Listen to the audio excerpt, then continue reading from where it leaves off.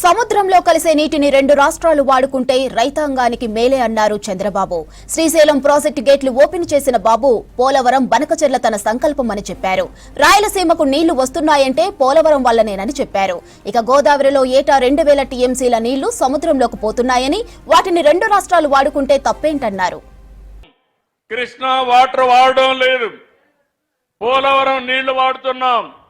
120 TMC నీళ్లు అక్కడ వాడి అక్కడి నుంచి రాయలసీమకు మిగులు నీళ్లు ఇక్కడ ఇస్తున్నాం.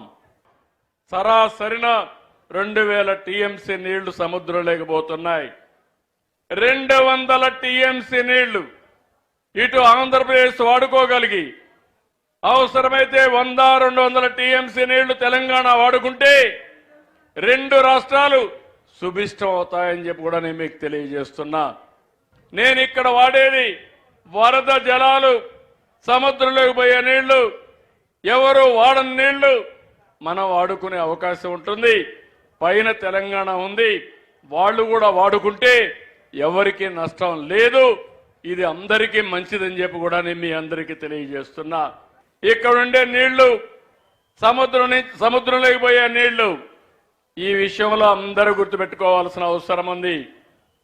సముద్రంలోకి పోయే నీళ్లు తెలంగాణ గాని ఆంధ్రప్రదేశ్ రాష్ట్రం గాని పూర్తిగా వాడుకోగలిగితే రైతులకు మేలు జరుగుతుంది.